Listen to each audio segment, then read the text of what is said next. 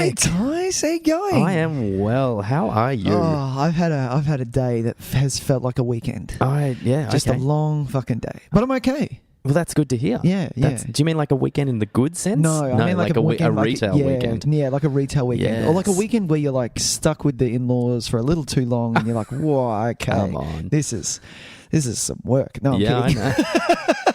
It's like that for everyone. Of course it is. But yeah. Welcome to episode 67, ladies and gentlemen, of Tys and Videotape. Hey, gang. Hey, gang. Welcome back. I hope you, if you're a new listener, welcome. Welcome to the show. And if you're an old listener, welcome back to the show. It's always good to have you tuning in. Tune in. Thank you so much. We got a great episode today. We're talking about like one of the all-time great films. Like it's up there. It's up there. I think it's up there in a lot of people's opinions. It's up there with like one of the best films of all time. But I think it ends up popping up on a lot of like best movies of all time lists and things like that. I've never heard of anyone around and no one goes, oh, you know what's really good? Silence and Lambs. Have you watched that? Like no one says that anymore, do they? Or yeah, do maybe they? not. I don't know. You know what? If it comes up in conversation, I'll go to bat for it. Absolutely. But I do too. It might be the most highly acclaimed film we have talked about, I would say. Ooh, I think maybe. Think so? Well, I'd have to go back and double check, but as far as like critical acclaim goes, I don't even think we've done an Oscar Best Picture winner yet. Oh, so this is our first. Oscar Best Picture winner. That. And this is one. It cleaned up. So, is there a name for this, like a triple decker, or because I'm kidding, because it won 5, didn't it? It did. Well, you could say it's been referred to as the Big Five. Right. The Big Five. The Big Five. Oh, we don't have a name for it. It's just called the Big Five. But in case you missed that, we are talking about The Silence of the Lambs. Yes. But before we do any of that, Nicholas, why don't you tell people where they can find our little show? Hi. Well, welcome if you are a first-time listener, like Ty said before. Thanks for joining in. We would really appreciate some feedback, and you can do that on iTunes. You can. On the app there as well, which is really quick. The podcast app. Rate us 5, and we'd love that. But if you want to join in on the other fun that we have, we are on all the social medias, which is Facebook, Twitter, Instagram, and you can write us an email at nicktysonvideotape@gmail.com. I spelled Nick without a K and Tys is Tys. That is correct. Yeah. And we should let's. Oh man, where is my English? Oh, it's all right. That was fun. Just pop the falsies back in. Falsies. We should start the show the way we start every show, Nicholas. Oh, we should. And we should talk some trailers. Let's talk trailers. Everybody's talking trailers.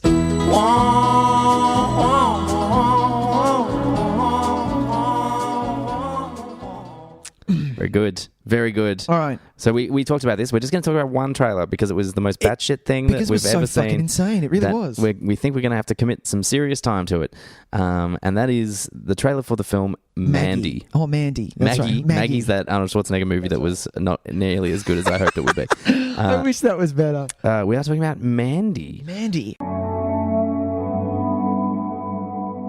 Under the crimson, primordial sky, the wretched warlock reached into the dark embrace. His fist closed around the serpent's eye.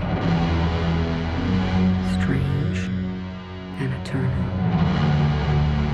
I need you to get me that girl I saw. You know what to do.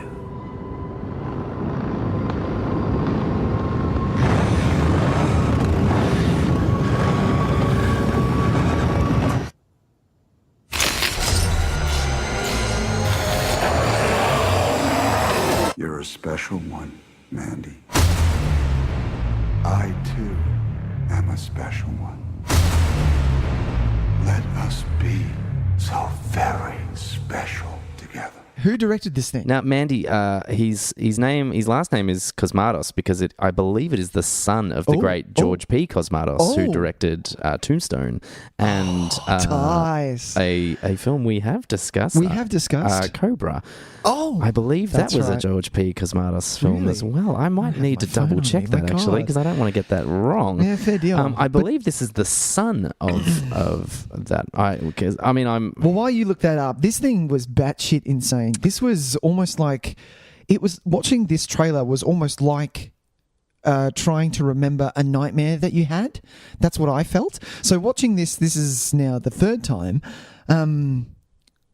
We get starring Cobra. It's all good. That's hilarious. Yep. Starring Nicolas Cage. Him and his wife live out. This is a clambering of synopsis that I got from this thing was they live out in the woods and I don't know, his wife may read some Latin off a poem book or something. I don't know how it happens, but this evil just comes after her and takes her away. Now, you get a very cult vibe from this thing. I don't know. What how did you feel about this thing? Well, it's such a hard movie to define from this trailer. It is clearly horror inspired. Yeah, but horror of a different nature. It really seems different. Like it's doing a very different thing. It feels like it's got this almost like this. It's clashing like a fantasy vibe, like an old school fantasy vibe. Like there's legitimately a scene when he like forges an axe. Nick Cage, like just dressed normally, like just a normal farmer guy, and he's like, and just fucking, an axe here comes is out this of nowhere. magic super weapon that he pulls out on the ground, and it's just. There's the creature, like the creatures look terrifying. They do. They look like Hellraiser. Yeah, type sinners. Real kind of unsettling imagery. The color fucking palette is beautiful. Yeah. It made me think like it has like Nicholas Ferenz. What's his last Winning name? Refn. It's like if Winning Refn made a fucking balls to the wall horror movie. Yeah. And I mean the final shot is a chainsaw. A chainsaw duel. off. Yeah. Where the bad guy pulls out a larger chainsaw than the one Nick Cage has, and they lock chainsaws like they're lightsabers. Yeah, and this thing just ends. There is a tiger in this thing. You see so much blood. It's very intense. Oh my God, this thing is full on. This thing is very full on. I hope this does well. Like cult status wise. What I do know about this so far is I actually saw a trailer for this probably about 8 months ago, maybe even a little bit more.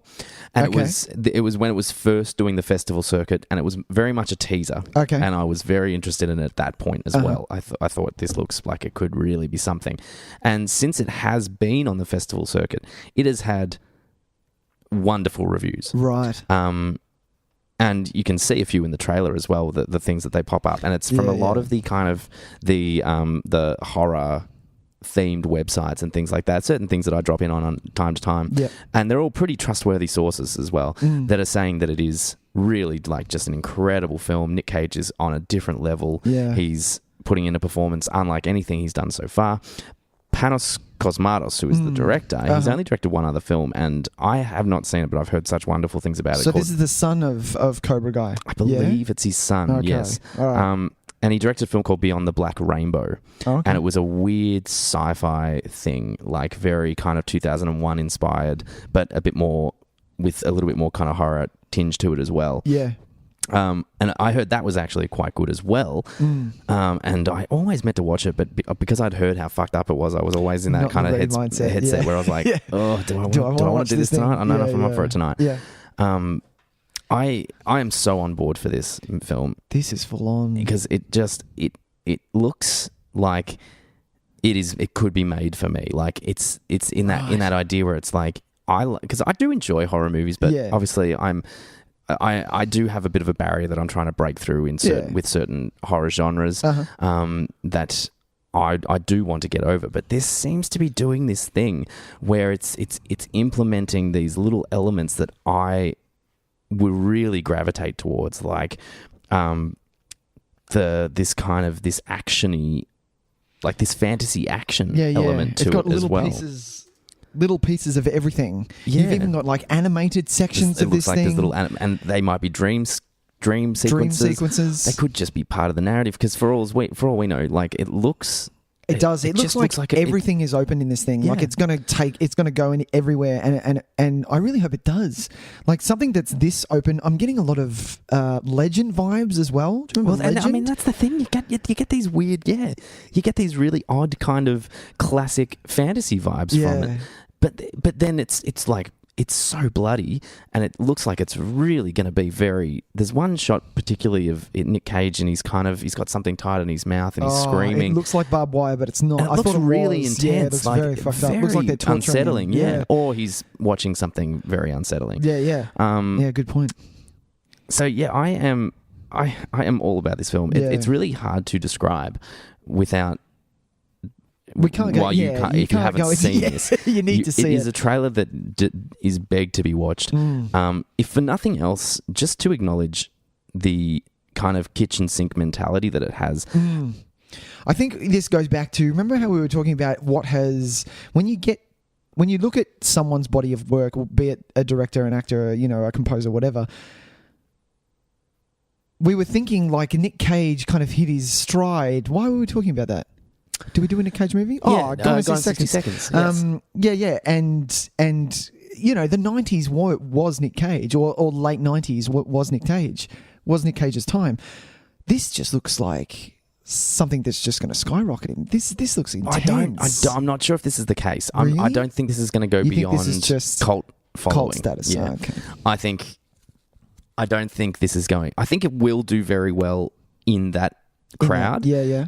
The same way something like. But something maybe like, same way something like Green Room did, like or Donnie Darko. That was maybe almost Donnie like Darko. straight to video, and then everyone saw it. Yeah, true.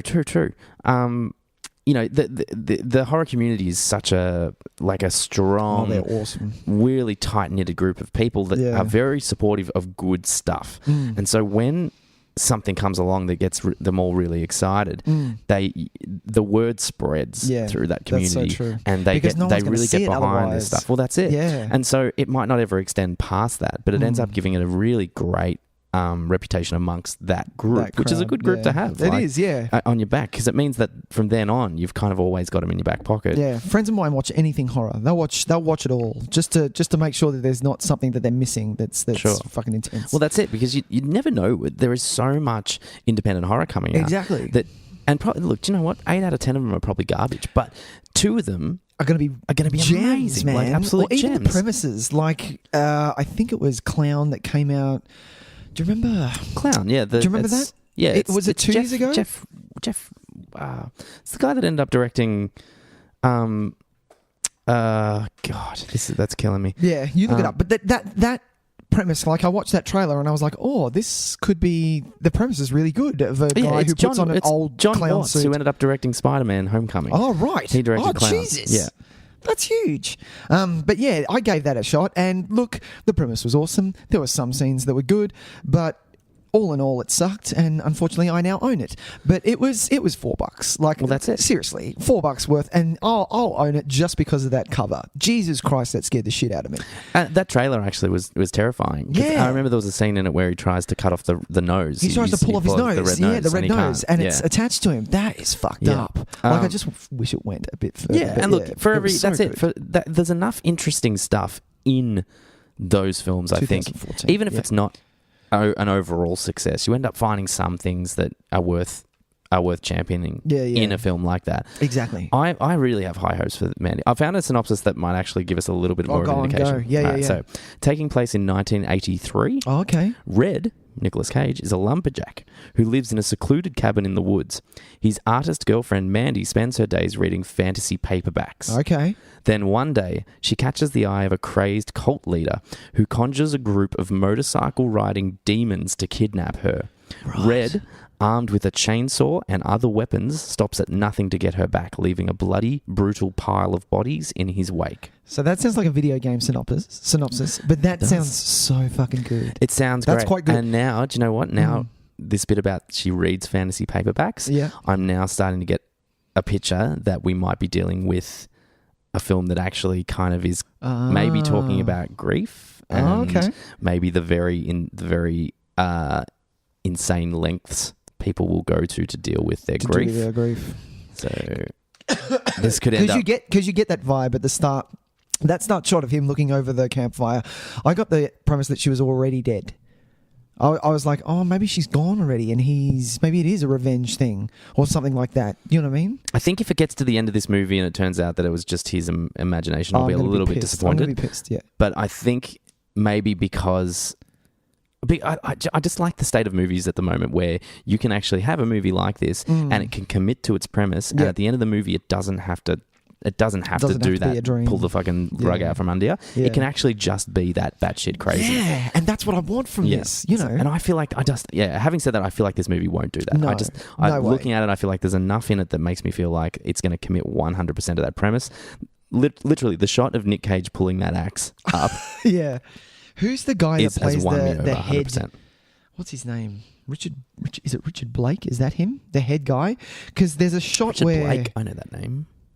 There's a shot where it's a shot of him just on of her, and her face turns into his. You see it very, very slightly. Oh, yeah. And yeah, it's haunting. This thing is haunting.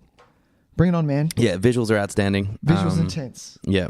A lot of red. A lot of red. A lot of neon. A lot of neon. A lot of neon colours. Which is, I mean, obviously that's the... Look at that cover, Tyson. It's a beauty. I want to hang that poster on my wall. Look at that. That is like an old school drawn cover of the 80s. Yeah, it looks badass. wonderful. Oh, bring this on. Yeah, and it might seem cheap to kind of say that it has Winnie Refn kind of echoes to it just because of the neon colouring. I almost feel like it gave me Almost God Forgives vibes. Yeah, that's what I was thinking. To the extent, like, if Almost God Forgives was like a batshit movie about demons, it could be this movie if Ryan Gosling wasn't trying to have a punch on with a Muay Thai cop, and it was instead he was fighting the devil. Demons with a chainsaw.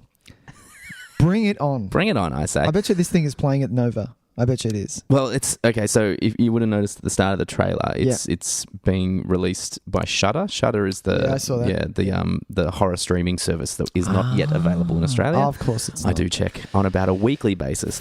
If anyone in the US listens to this and has any kind of way to get into the ears of the people at Shudder, I want to be able to.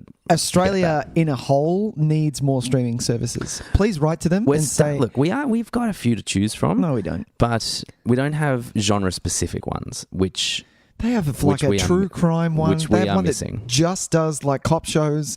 We're talking NYPD Blue back to like LA law. I mean, if you get Foxtel, you get access to that stuff, which I don't want either. You get access to it. I want a horror streaming service. Yes. I want the MGM kind of back catalogue streaming thing. What's the Hulu? I want that. That has X-Men. Hulu. That has the cartoons that I used to grow up with. X-Men, Silverhawks, Thundercats. They have all that just sitting there. And I've written an email to them. I was that nerdy and went, hey, I live in Australia. Hey, what's up? And they're like, we don't know who you are. I'm not interested in. I know there is obviously ways around this. There are ways to make this happen. There are ways. But I would like to do it legally. I would like to just be able to jump onto a horror streaming service, and Shudder are doing wonderful work because they're getting a lot of exclusives now. And you'd be okay with paying for it, wouldn't you, Tyson? Of course I want to pay for it. Of course you do. I already pay for 3 other ones. Exactly. I will pay for another one if it's what I want. Exactly. So, yeah. So it looks like maybe we might have to... I'm not sure how we'll be able to see it, because if Shudder have the exclusive rights, it might be difficult for us to see it. Okay. I would assume we could probably rent it off iTunes, but I'm not sure it will get a cinema release here. No, I doubt that it would. But Nova, on the other hand, they do well. They do, and they do crack out every Saturday at 11 p.m. at night. You can go and you can see what is it? The Room. The Room. Thank you. Are they still doing that? Yeah, man. Every Saturday. Not every Saturday. Every Saturday, Tyson. They've got enough cinemas in there that they can do it, and that is boss. I like to live in a fucking town that does that. That's not bad. Exactly. Yeah. Shall we move on? Moving on. Let's not talk about anything else. No, I like that. It was a good talk. We should just move straight on to our feature presentation today. Oh, shit. Okay, shit. All right, let's do it. Feature prez. Let's do it.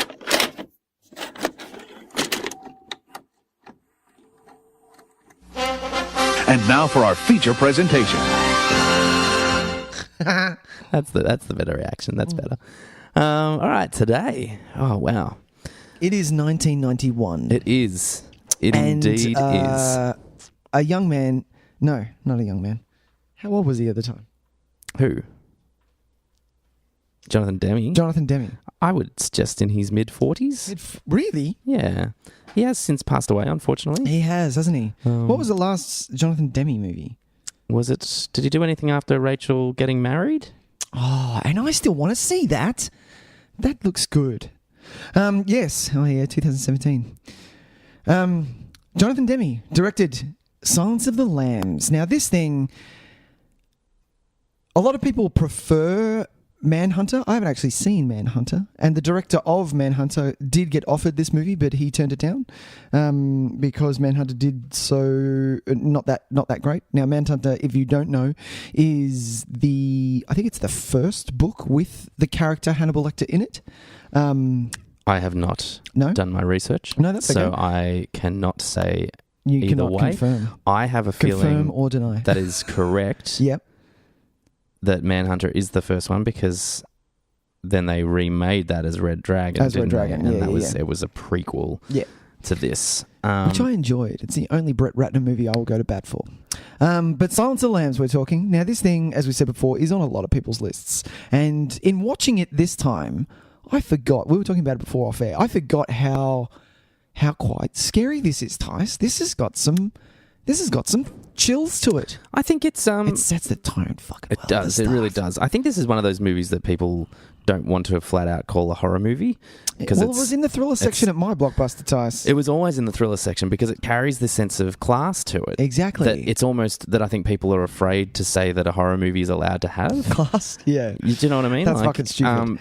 Have you seen The Shining? Come on. There's Well, that's all what I mean. class That's there. what I Are you mean. kidding me? And it might not be as straightforward as clear as day as something like The Exorcist or Sure. The Shining. Like they are clear-cut horror movies. films because they're dealing with supernatural entities. Because we're dealing with something that is not supernatural. We're dealing with humans and the Serial killers are a fucking thing. awful shit that they do. Yep. But having said that, serial killer movies often are horror. Yep. Completely horror. That's true. Scream is But yeah, essentially so I mean, a serial killer while movie. I can kind of see the argument either way, I think you have to consider it a horror movie, I would say, because it's fucking terrifying. It was full on. It's really quite scary. It's really quite unsettling. There are moments that give me clear chills. Really? Yeah. Yeah. And they're really great. They're really great moments.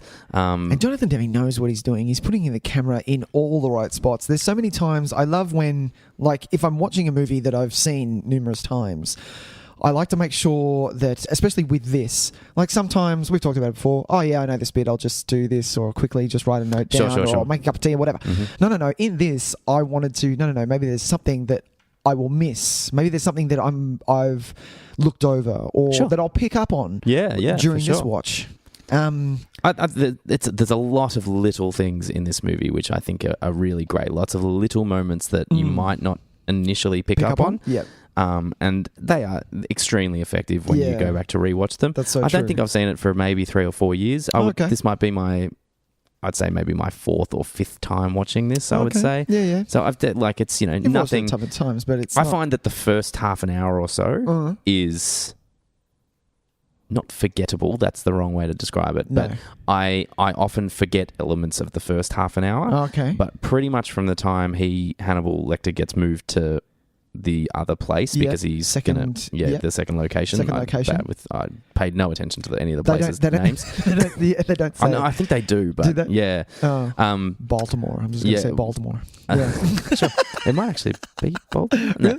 Really? I think from the moment, basically from the moment he gets wheeled into that airport hangar, I find this movie just 100% riveting. Yeah. Like there is not a single second of it that I would want to change. It's so good. There's things that I want to change, but we'll get to that later. All right. Yeah. I think just the first, I would say that's maybe the first 45 maybe, because 2 hours this thing. Yeah, it's pretty much bang on 2 hours. It moves pretty swiftly. Quick, it does, which is good. I think there's just when we're first just kind of just getting our feet into the case and we're kind of meeting Clarice and like I always forget about the bit with when he sends her to the storage unit. And every time I'm like, what the fuck are we doing here again? Oh, yeah. Every time How we get to we it, get here? I'm like, what are we doing How did here? we get here? Yeah. And because it's one of those things that's... Moffat. Yeah, that's it. We've talked about this before. It's the LA Confidential disease, where it's so less important to me, the ins and outs of the actual plot of the investigation. Yeah. For me, it's all about the character interactions. It's all about the character growth. It's all about the set pieces, the escape. Because movies like this, though, you don't need those things. In another movie where you're having to keep track of what's going on and, we got this piece of information from over here. Yes. There are those movies. This isn't one of those. There are those movies, but I don't think... they're not really ever the kind of movies that speak to me on a real personal level. Like, I can watch something like... What's a 100% procedural? Maybe like one of the lesser Grisham kind of movies. Yeah. Like something like Runaway Jury. Sure. I remember watching that and being distracted at the time and being like, that was fine, I guess. Yeah. But I couldn't tell you anything about the plot. And But and on top of that, I couldn't tell you anything about anything else in that either. Okay. But for an hour and a half, I'm distracted by that. Yeah, fair deal. Whereas this, I want to talk about the characters and I want to talk about the themes, the actual process of discovering And the shots of this thing. Yeah, like exactly. Putting the That camera stuff. in certain positions where you're like, no, he put this here because we feel like this. Yeah, and that's far more entertaining and important to me than the actual details of how they catch got to Buffalo that. Bill. Yeah. I'm kind of like, whatever. It's fine. Yeah, fair deal. Um, One thing I did, and it's been on a lot of people's minds recently, which is good, is rewatching it this time, the focus on Clarissa's looks is there. Yep. But I didn't realize. I'm kind of looking. I don't know. If I'm looking at it from what are we meant to see to. We're meant to see that Clarice is getting ogled, basically, because she's a woman. She's getting ostracized because she's a woman. Yep. Now, me watching that the first time, be like, oh yeah, that's fucked. She's just as good as anyone else. She's badass. But now I'm looking at it and going, well, why the fuck do we need this anymore? Why is this here? Why? Why do we need to see this as a part of Clarissa's character? Why does she need to feel like this? I guess it can come into her LAMBS story and maybe she's being by herself and losing her dad and all that stuff. Yes, she also has to deal with this as well. Maybe that's tied to it. But I just, in this day and age, in 2018, I'm like, do we need this? Do we need this in here? How does this help my the story watching in any way? I think it's super important to the story. Yeah. I think it is the story. Here it is, basically. the story. Yeah. I think the way that I think what it does for what it unexpectedly does Yep. for female characterizations and the way that the almost overlooking completely of the capabilities of female characterization. Yep. I think it must have been on this movie's mind when it came out in 1991. It must have been a part of it, and I think if anything, it's become more apparent, and more kind of important now. Yeah. I get what you're saying though. Like, could we make her a character that is. That's not a factor. That's not a factor to her. But Yeah. I actually think that that's what's on this movie's mind. I think a lot of it is. I mean, it has to be. I think that's why. Like, the only reason I bring it up is because it's such a great talking point. Like, even what's the head guy's name that hires her to go talk to Lecter? He knew from the get go, and he admits it. He says, "No, I knew that you were going to get that reaction, and I didn't tell you that you were bait because." He would have seen straight through you. I think this is what the movie is setting up the whole way through. Is that she is constantly at odds with a system that doesn't want her. Yeah. That doesn't think she's capable. And they don't do it in a way that is like lecherous or No. and they're not, and it's not like it's not over the top and too bad. Like, it's not. It doesn't get. Yeah, you don't get like. I mean, the probably the worst elements of it would be the doctor, the head of the psychiatric system. Ward. Yeah, he's probably the most typical kind of. No, but I like gungy. Yeah, he's sexist prick. Yeah, he's just a fucking gross but dude. he's just a big piece of shit. Yeah. And so it's funny that he's the one that kind of at the end gets his. He's going to get his comeuppance. Yeah. But the thing it is pretty much every male character through this movie patronizes her at some point. Yeah. Absolutely. And sometimes, and I would actually say in most cases, entirely no, I don't want to say accidentally. That's not fair. Entirely, incidentally. Even the way that the really nice guard at the mental hospital, who you think he's probably just a really sweet guy, is being very. Cautious with her and talking down to her like, don't worry, I'll be watching and stuff like that. And it's like, it makes you think, it's like, well, if it had just been Scott Glenn had been walking through his character, he probably would have just been like, yep, turn the key, you know where to go, have a good one, you'll be There's fine. a seat down the end. Yeah that's very if someone true. throws jizz at you, try not to take it personally. Fucking Jesus. Do you know what I mean? So like, I think try not to take it personally. So, oh, jeez. Oh, it's okay. You're crazy. It's all good. Talking, man. This will wash out. It's fine. Oh fuck! No, that is true though. That is true. But thinking that in watching this, I would be fucking petrified to walk down that aisle by myself and to sit at the end and try and talk to a serial killer. You know, they build it up really well. They do well. They do really well.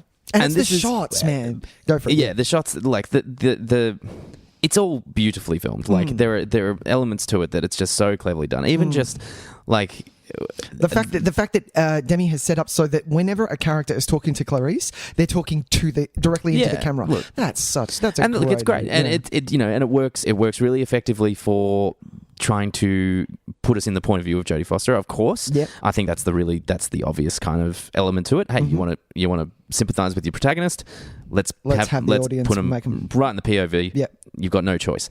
But it's also really effective because it's because we're so up in people's faces when they do say that kind of shit that you kind of think, yeah, innocently, there's nothing wrong with that statement. Yeah. But then when you just kind of reflect on it and you're forced to stare at nothing but their face as they say it, you can't help but be kind of like, yeah, I guess I wouldn't take that well if I like. And so, the whole POV thing I think is really clever. We can talk about that more as we get through it because I think that's a big overarching thing that's happening in it as well. But even just as far as like the camera movements go, he's the just little things like the pan across to reveal Lecter, like, and it seems so obvious now that that's the best way to do it is to just pan in and have him just be standing there, but that's only because it happened in this movie. Do you know what I mean? It's one of those shots that you go, oh, anyone else, you'll use that now and it works. But it's because it worked in this so well. Yeah. And that shot, it still gets me every time. Full on, man. Every time. And do you know why? Like, it's the other reason is because it goes from, like, that hall is dark, like, old school jail cobblestones. Yeah. Like, it's not clean, it's not pristine, it's not those jails that you see now that everything's concrete slabs. No, this thing is like cobblestones with black bars, and then you just become glass and very bright light, and you're like, it's like fucking the Count of Monte Cristo down there, isn't it? Fuck? It is. Yeah, and then you just bright white light and glass. It becomes so clinical all of a sudden, and he's just standing there. You're like, this is hello, hi. Yeah. Fuck. And look, you know, it's the methodical nature of his character. It's such a great way of setting up because you can't help but think, how long has he been standing there? Exactly. So he obviously saw the chairs. He saw put the chair up, and he stood there. And so he's like, well, well, I guess I'm waiting for a guest. Looks like I have a guest coming. Yeah.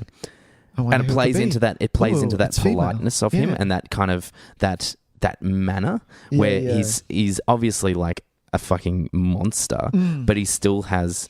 But he's polite, intelligent as well. Yeah. This man, nothing shakes massive him. intelligence. He. There's moments where Clarice says something like, "No, he wouldn't do that because he'd consider it rude" and things like that. And that's exactly like you basically get all of that in that first shot. That's so true.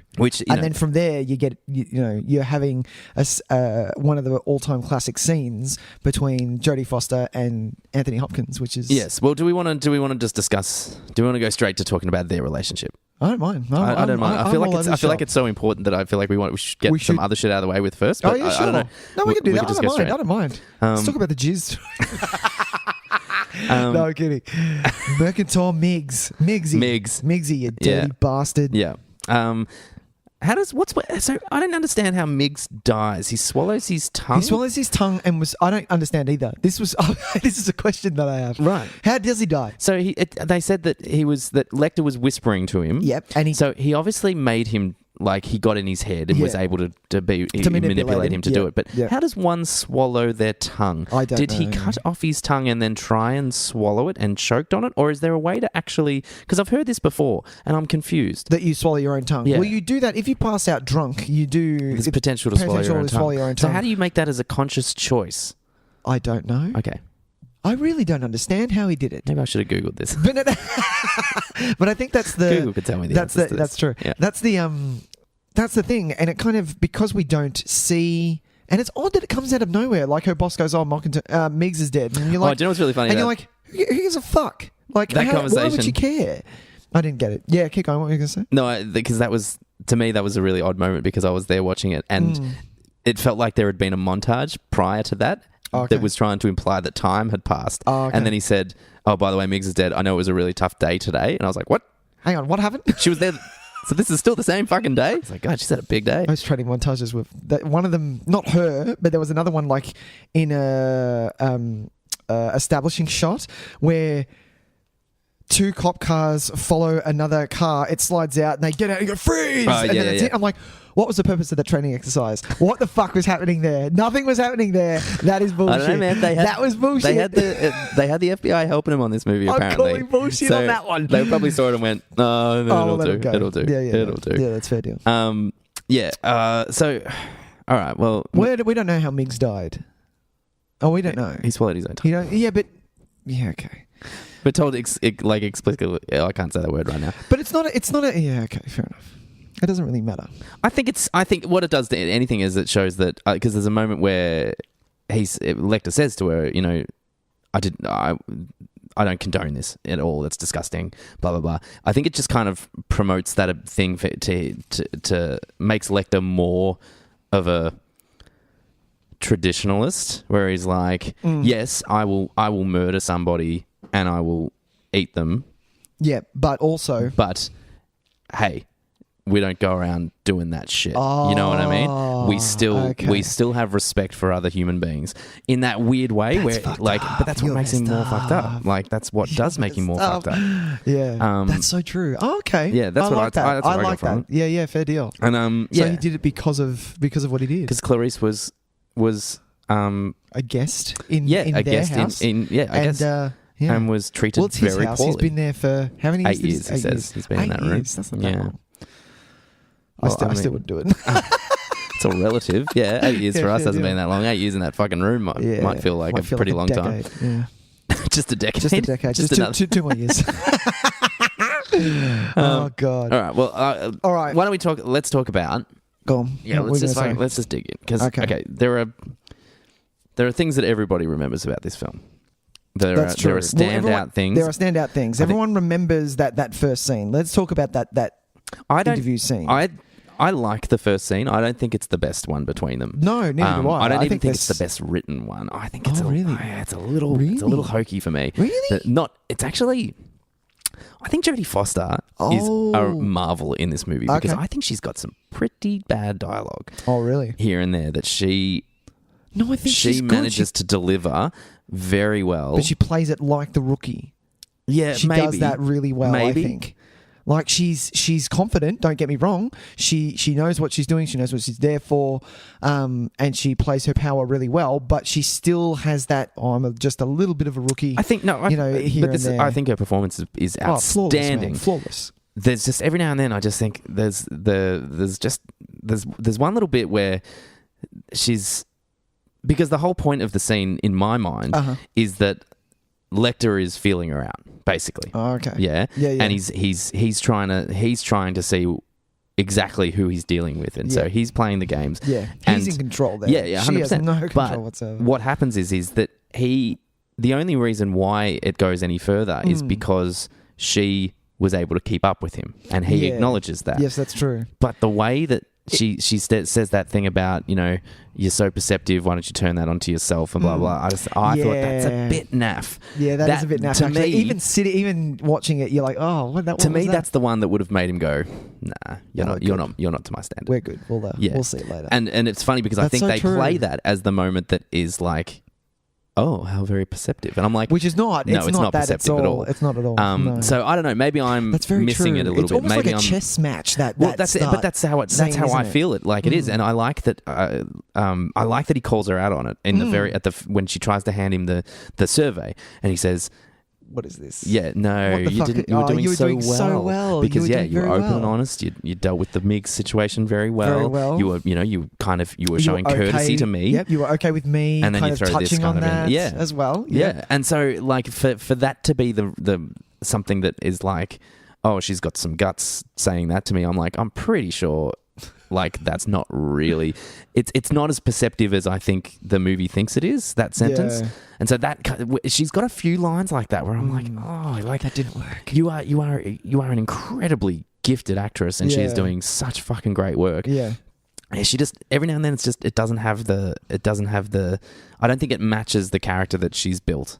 every Yeah, now and fair then. deal. I think the dialogue is slightly dumber than the character she's playing because she is an incredibly capable and intelligent officer or agent is the word I want. Yeah.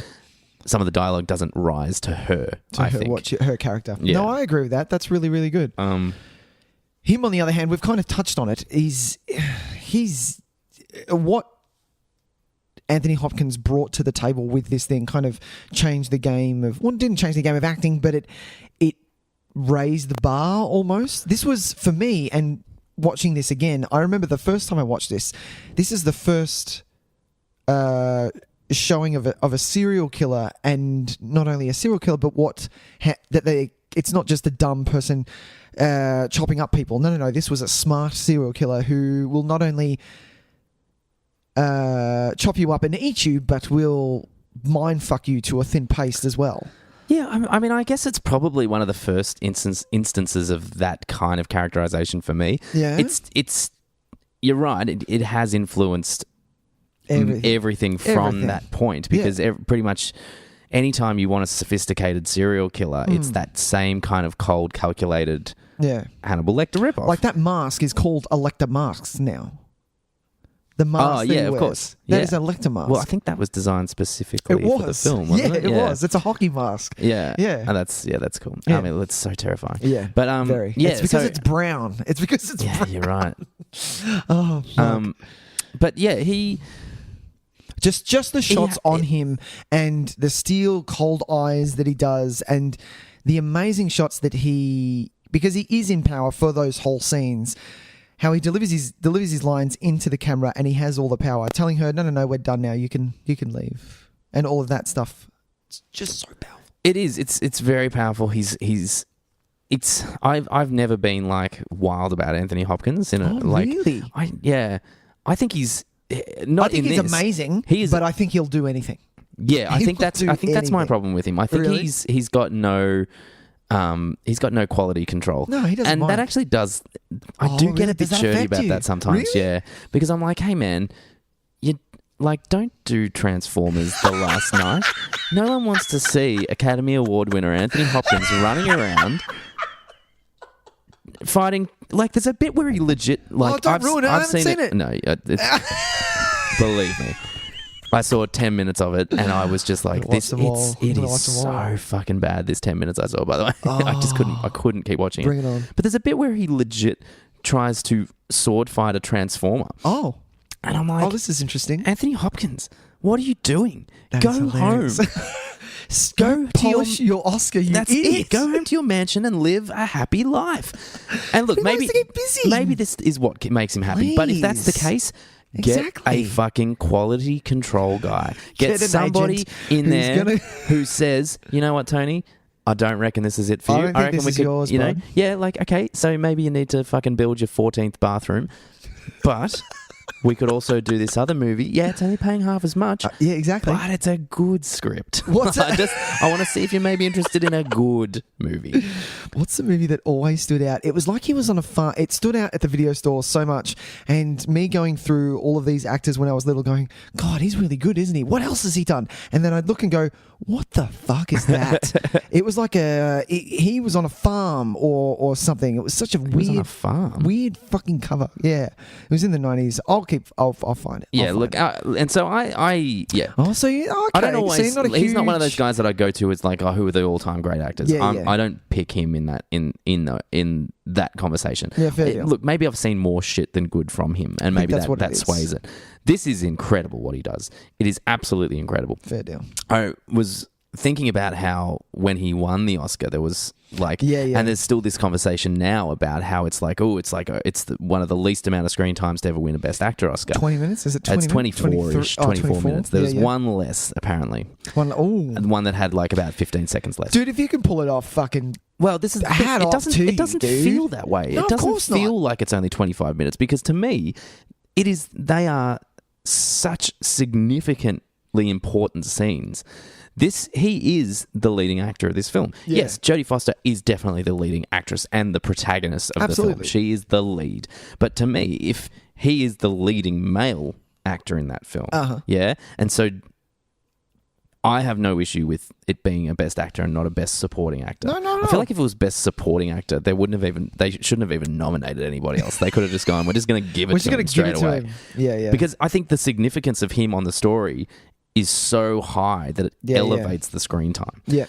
I think in supporting roles, that's to me how I define a supporting role is not only is the screen time limited, but the significance to the story to that. is lesser. Okay. Yeah. All right. Because that's what a good supporting role should do. It should be part of the main story. That's but true. He drives so much of the story because he points them in the right direction. Points them in the right direction. Yeah. His relationship with Clarice is absolutely integral to her character arc. Yeah, he pushes the narrative forward with naming or going to name. It would be at Buffalo Bill. This movie would be at a standstill without him, without what Lecter does in this film. So I've got no issues with it being a best actor performance as opposed to supporting actor. I think he's outstanding. It's the stuff he can do, considering he's such a small statured, very quite sweet man. Well. Yeah. He has such power in every part of his body during this. It makes it even more haunting that his voice is light. Yes. His delivery is outstanding. His line delivery is really something else. It's just he finds intonation areas that I just would never think to go into. Yeah. That I just and the pausing and the hand his phrasing that he is does. just is stunning. The fact that who thinks of this shot? So Anthony, we're going to have you beat the head cop to death in the gate, and instead of running because you're free, basically. We're going to have you stand there and just conduct to just feel Beethoven. the music. Just feel the movement while you've got the blood on your face.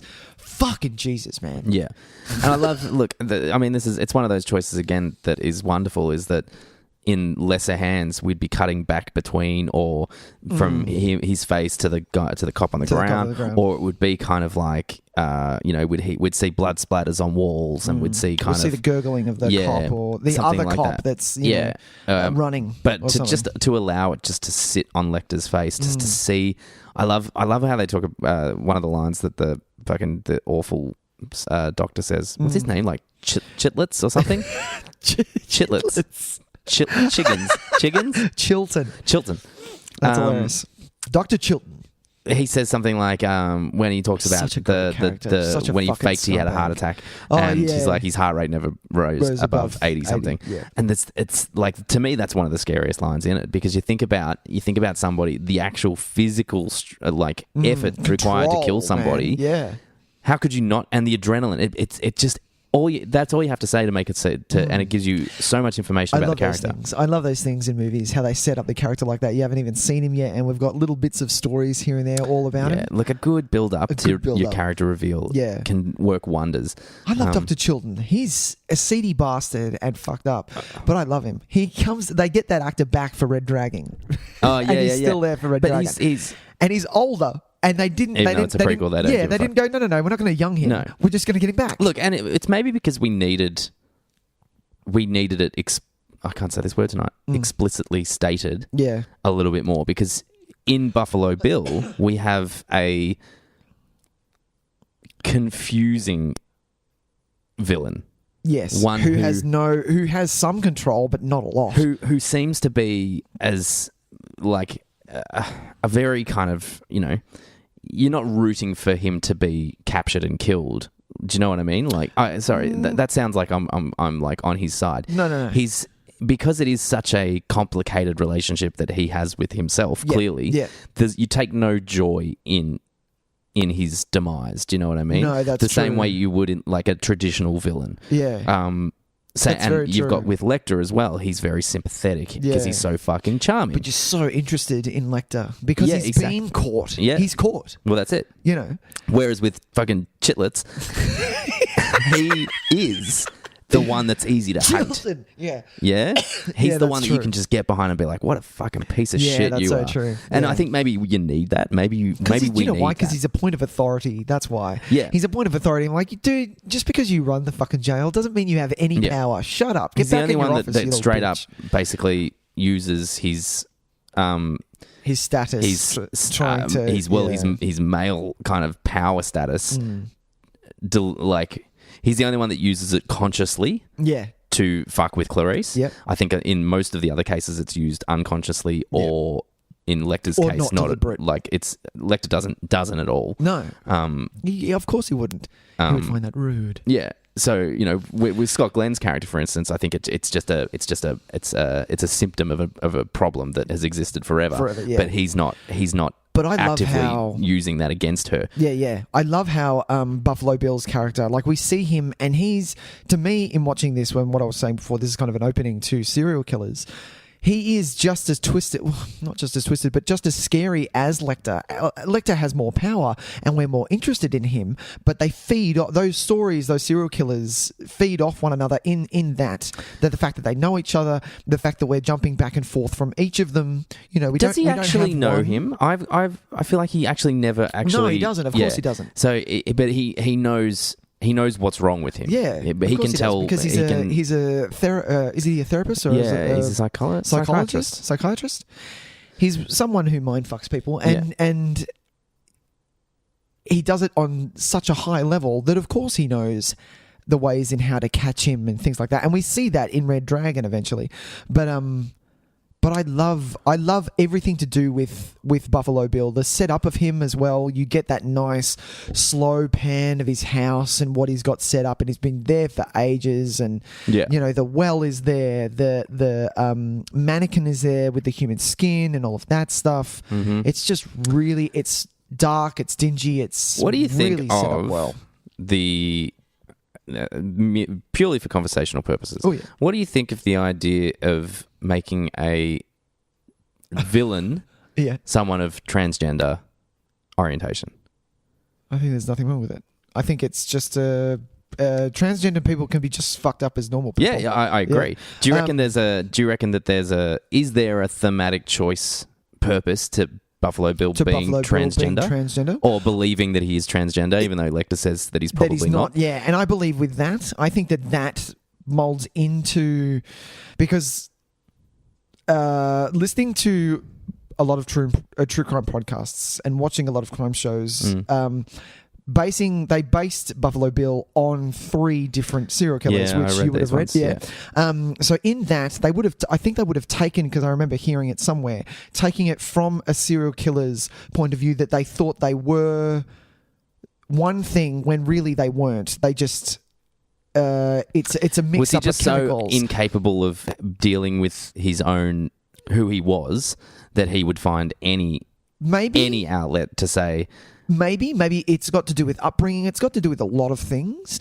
I think it doesn't. It's not a big factor that he, if he is or isn't transgender. I don't know. I think it adds more to, because I don't think he is. I think he may be obsessed with wanting to be a woman or something like that. I think he's obsessed with the idea of change and transformation, because otherwise what's the point of the moth? The moths, the moths. He's obviously massive fascinated with and he's got all those hanging things and the pictures on the wall and all that kind of stuff, and so he collects them. So it goes deep down and things like that. Yeah. But I think it just adds more to the story. I think it's a really. I only ask because what is becoming more obvious to me. Watching it this time, and probably the most recent 2 times I've seen it, is that it obviously has a lot of gender issues on its mind, this film. And it seems like a very bold choice. Yeah, man. To make your villain transgender in a world where we don't really see many transgender characters on film, especially in 1991. Yeah, man. You finally get one, and he's a serial killer. He's not a sweet transvestite. No, exactly. So I think, in a film where it's clearly gender issues are at the front of its mind, I find that a really kind of interesting choice. Yeah, and I feel like there must be something more to that, I would say. I think it's got to do with the serial killers that they've looked into. Because there was Dharma was famous because he was the only one who didn't like what he was doing. He was killing because he was brought up that having the feelings of being a homosexual were completely and utterly wrong. So he was dealing with that in the only way that he thought that he could, by killing men.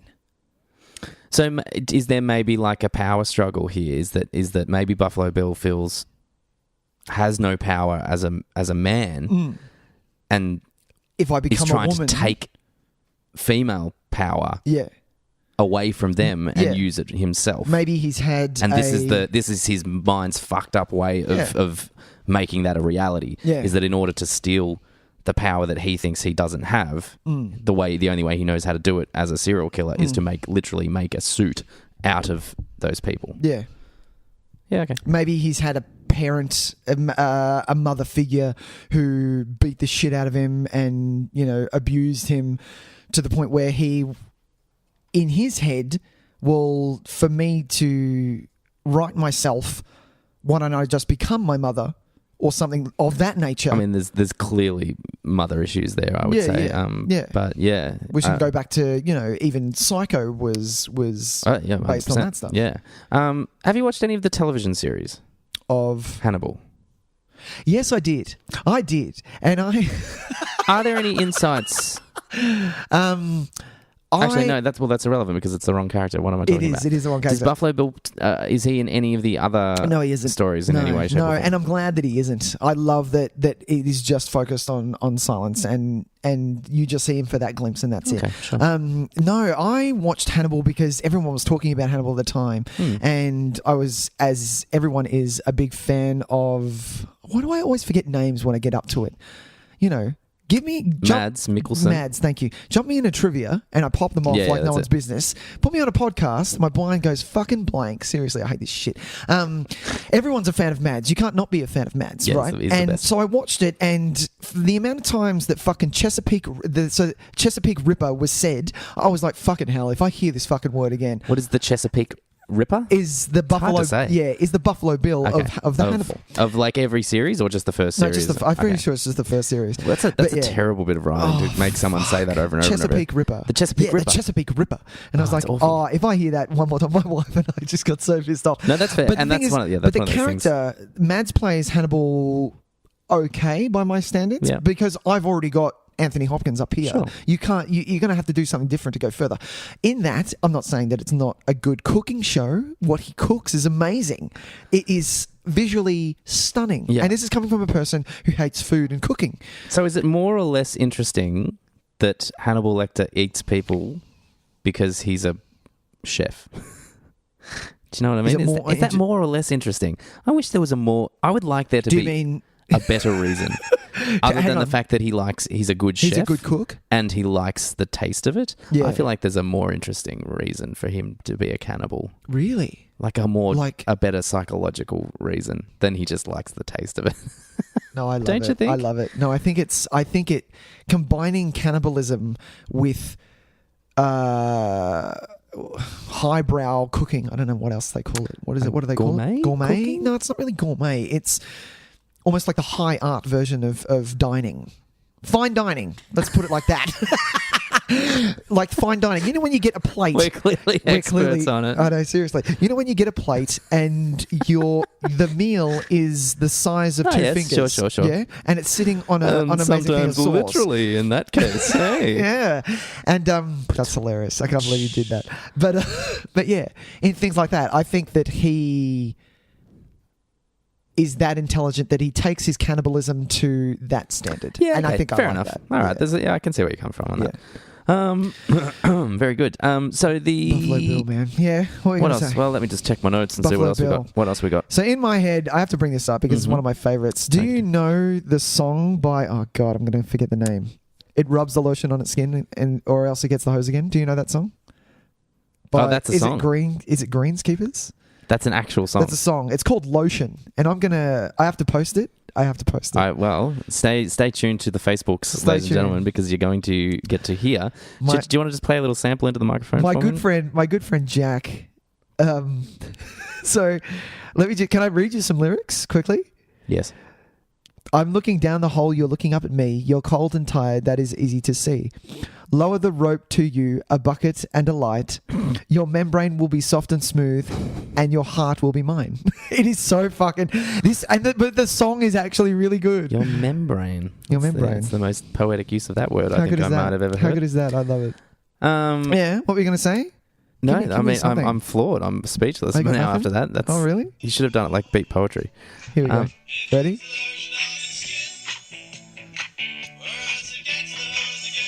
How good is that? Hey, it's got a groove.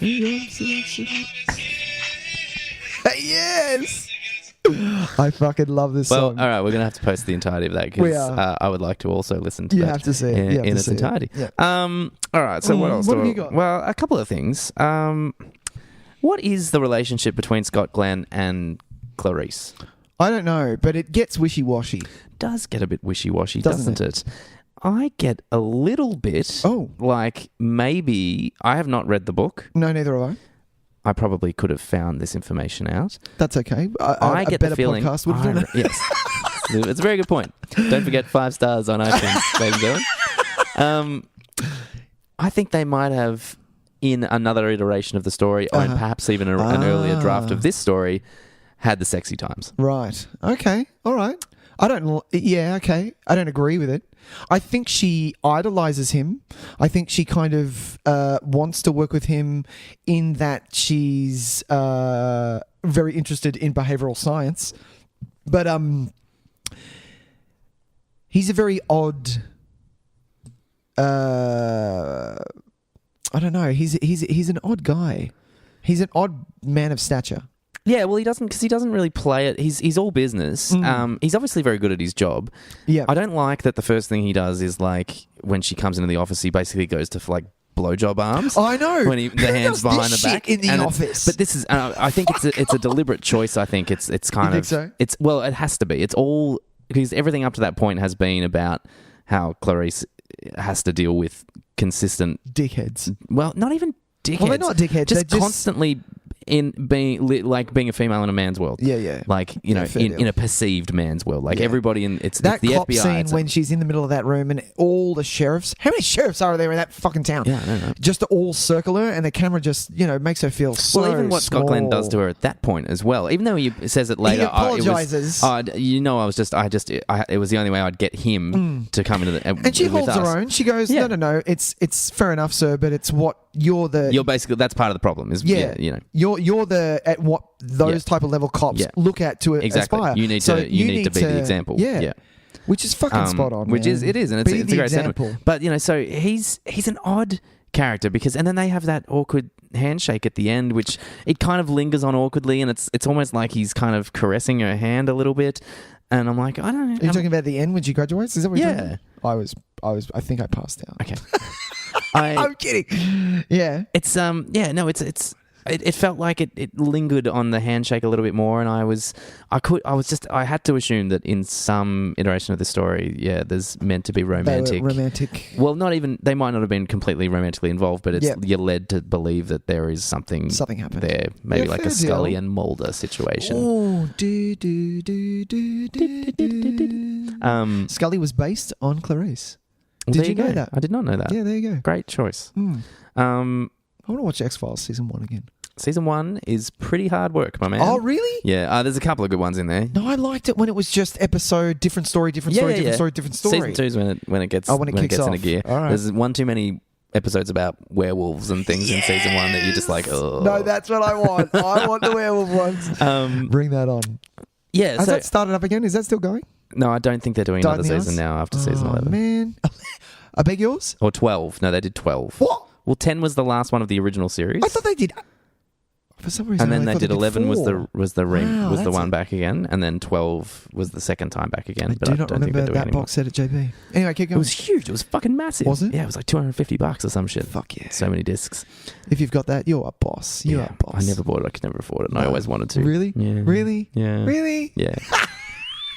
All right. So let's look. I don't have. Oh, okay. So I've got a question. Yeah. Ask. Can I? Because I need to. I got 2 more things I want to talk Why about. does? Because you were talking about bonding. I wanted to bring it up. Why does Clarice bond so quickly with Lecter?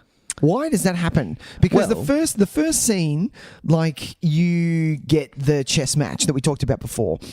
The next scene, which is my favorite interaction between them, because he's sitting on the floor, Tyson, in the dark, Yes. and all you see is those feet. Yeah. And that's intense. And so she's soaking wet. She's on the floor. Yeah. the thing slides out, which is the scariest thing in the world because it's so loud and sharp, and the towel is there. Yeah. Why does she why are they so bonded so quickly? What has happened? Why? Is it because... Well, I actually have this...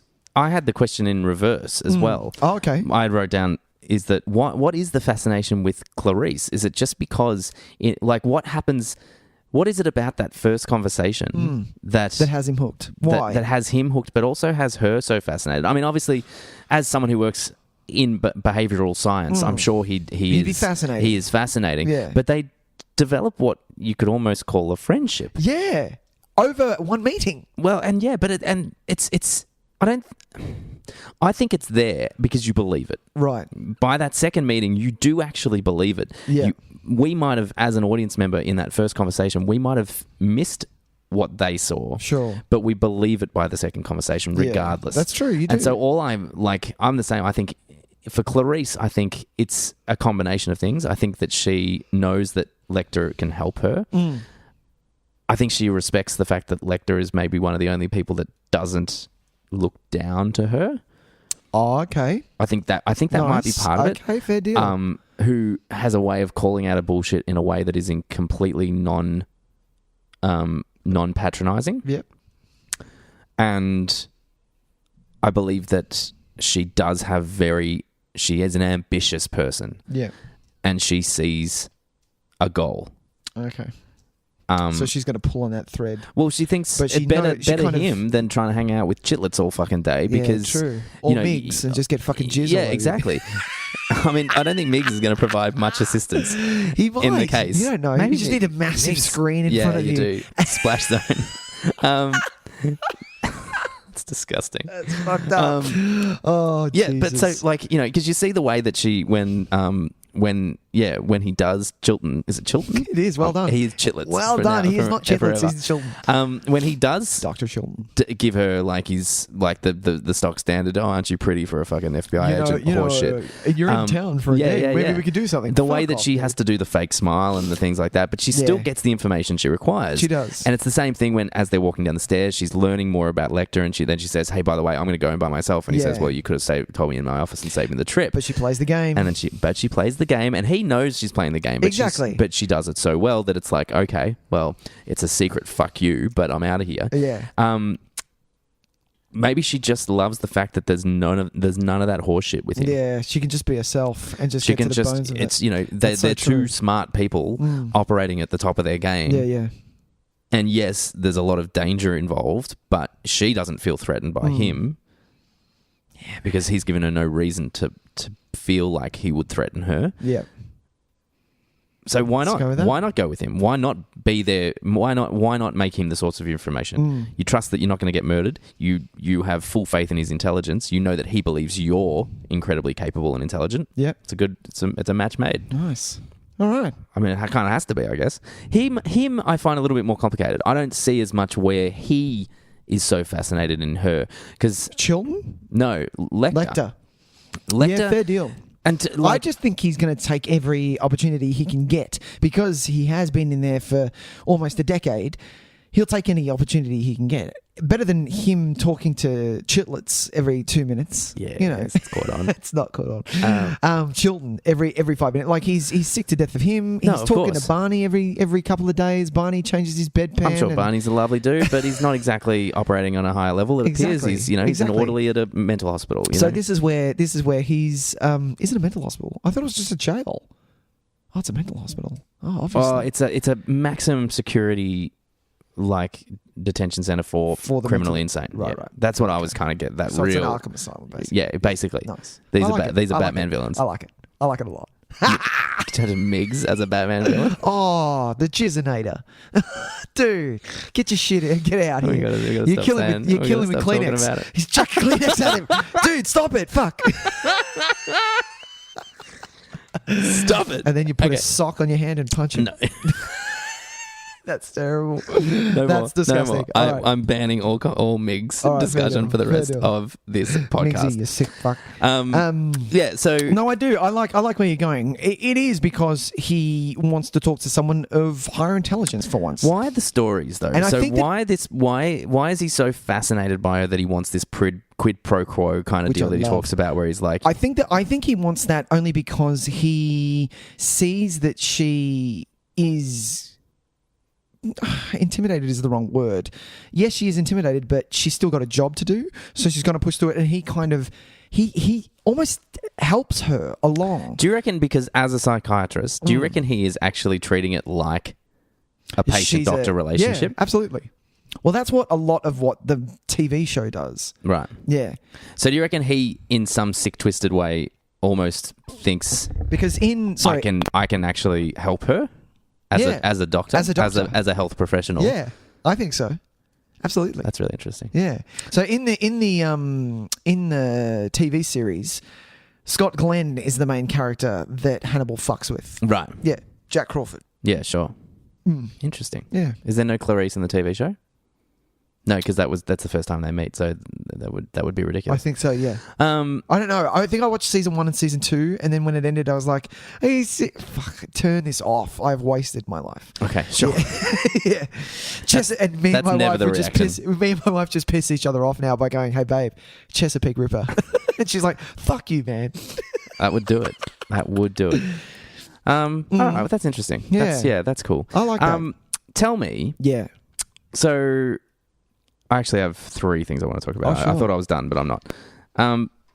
Let's actually talk about my utterly favorite sequence in the film. Utterly which is favorite. Yeah, Nice. Okay. easily my favorite sequence of Easily. the film, which is the Ooh. escape of Lecter Okay. from the Baltimore jail. Right. The not really They're Baltimore. not really Baltimore. Wherever jail. it is. For starters, I hate that second location. That is a stupid place to put a serial killer. Are you kidding me? Look, in the middle of a ballroom? Security is not great. What the I fuck would are you agree with you there. doing? But I think that whole sequence is... You love that whole sequence? I love the conversation. Really? I think that might be my favorite conversation actually between him and Clarice. The one where she tells the story and then he kind of denies her the information and just Yeah. says, no, you've got what have you the need. skills. It's in front of you. Yeah. Do your job. Yeah. And then from That's there, so good, isn't it? the actual moments with the cops and the escaping, and it's just, oh man. And his plan, he's like batshit insane plan. Yeah. Where and like these visual moments, like when they bust open the doors and he's the guy's hanging from the fucking cage. And Yeah, man, with the lighting coming into the background. Yeah. And you always think, every time I do it, because he sets it up so that the flag is wrapped around his arms. Yeah. I always think that that's his skin. Me too. Oh, me like, too. you go, oh my God, Because I'm what the pretty sure fuck I've has he seen that done? in a movie before as well, where someone's had their stomach skin kind of spread out to the Spread side. out, yeah. And while they've been like, I think it happened in New Nightmare. The last Sure. Nightmare on Elm That would Street. make sense. Yeah. yeah, Fair deal. and then having that, like, the tension, even though he's not on screen, the tension that rises from that, or not on screen because he's actually there, but he's not. He's got fake face on. Face off. I'm going to take his face off. I think it's remarkable. And what I think it's really great is that it actually works better on a second viewing. Some of the other elements of this film I don't think work as well on a second viewing. I think some of them are better kept a surprise. I think like for instance, the really great misdirection where the Scott Glenn and the rest of the SWAT team are at the wrong house. Yeah. But it's not revealed that it's the wrong house That works until he so opens the well. door and That works Clarice is there. really fucking It's well. fantastic. Yeah. It's a one-time only deal. It's a one-time only deal, unfortunately. yeah. Like you 'Cause can you know it's coming. Yeah, you can respect it as a really great piece of filming Yeah, regardless now. and be like, Exactly. fuck, that's really clever. But that effect It's a one is a time one-time deal. only Yeah, deal. That's so true. Whereas this, even knowing that he's there is so much tension in it. Yeah. There is so much like, oh my God, this is Because he's just being with the still bit as with possible. with the elevator, and it's like, holy shit, fuck. Yeah, and then that's so true. and it's great. So yeah, it's my favorite sequence up to the Nice. point, like the moment up to the reveal of him in the hospital in the ambulance. Fucking Mint. top notch, Mint. And emulated Flawless. so many times after wearing someone's skin on your face. Which Well, I don't, it's been done before. The whole last act of Hellraiser as a guy wearing true. someone else's fucking face. How good was that? That was a good movie. Let's watch that again. Nah. I might watch the second one hilarious. just to see what happens. I but- can't believe they're still making them. I can't believe you opened my eyes to the fact that they're still making them. Like, they came out with one last year. It. I was like, what? Apparently it's garbage. But, whatever. I do man. love that. Hellraiser's got a Hellraise. What the fuck? Really? It's going to make some money. Yeah, it's still the same guy. I don't think it made any money. No, it didn't. No. No, it's not Craig Bradley anymore either. Oh, really? He's finally hung up the pins. Yeah. I will have to say, even though there are many lines in this that everyone loves, especially with fava beans and all that fucking bullshit. Sure. I don't actually like that line. My favorite line in this is, oh, by the way, love your suit. And I'm like, oh, I love that line. Yeah. He just gives it. And I forgot, like, you don't realize, because, and what you said before, you don't really pay attention to the details of the case. You don't realize that the woman that Buffalo Bill has kidnapped is Congresswoman's daughter. It's Congresswoman's daughter, yeah. Like, and it's got nothing to do with it. it's the only reason that they to me it's 100% a plot contrivance, because that's the You it's don't not a care. contrivance. That's not fair. It's plot driven, that revelation. It serves no other purpose other than it then gives everyone the impetus to make sure that they will do anything in their power to rescue her, because it's unfortunately a higher statured kidnapping. They will put more resources behind it, so they're willing to try more. So suddenly this kind of, I don't know if we should trust Lecter deal now becomes, we got to do it. We got to do it. Yeah. So, and in that makes the little pieces of this film that actually don't sit well with me is the montage of, we're going to do it. We're doing the best we can. We've got a big, for some reason, army plane thing that we're in, and no, Clarice, we got him. We know where he is. We've got the address, blah, blah, blah, and all that stuff, and we're going to run in this scene, and all that. And I'm like, what the fuck is this? Though it would become It would, but I'm saying a circus. Yeah, but I'm saying that it's shot badly. That what I'm seeing doesn't give me a sense it's like of US Marshals. Yeah, I really don't give a fuck. Sure, it's a bad 90s montage, and it just doesn't work for me. No, anymore. that's fine. Yeah, so that's your moment. One gripe. Please, one gripe out of 2 hours, dude. This film. Yeah, was boss. I mean, I've got a couple. I had a couple of gripes, but so. Love your suit. Fuck. There were a couple of things that I wanted to say. It's his eyes. Do you know what it is? Do you know what makes him menacing as well? When he has that Lecter mask on, which is brown and got the two things. Yeah. It's the fact that his eyes are basically burning a hole into whatever the fuck he's looking at. It is petrifying, man. It's really great. It's intense. Are we keeping you up, Tys? It's incredibly well designed costume. Like it's all of that kind of stuff. The production design, the art direction, all that stuff works a treat in this film. It's really well done. So good.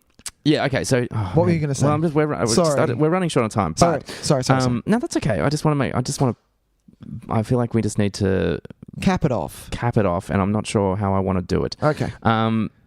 Let's mention one thing quickly. Yep.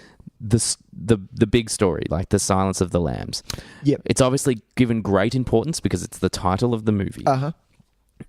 I think that the story itself is very powerful to her character. It's the metaphor for finding peace for you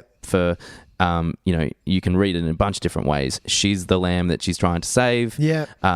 It's that she's the memory of her father is the memory is that or even that it's her first step to being somebody that wants to save people. I think there's different ways to read it. She's the female in a male only world. Yeah, all of that. I think it's a very important story. It's really integral to her character. Yeah. I don't like that he says, "You think if you save Catherine, the screaming will stop." I don't think that's important enough. I think if she wants to be like, to me, shouldn't something like this? And I know it's a big case, but technically, as an FBI behavioral science expert, aren't you going to be dealing with this shit like for life? Like you're going to have 2 Buffalo Bills a week, kind of thing. Do you know what I mean? So this girl Catherine, you're gonna lose. You're gonna have this again. You're gonna lose a few of them in your time. And is saving this one what's going to silence the lambs? Yeah, fair deal. Do you know what I mean? Yeah.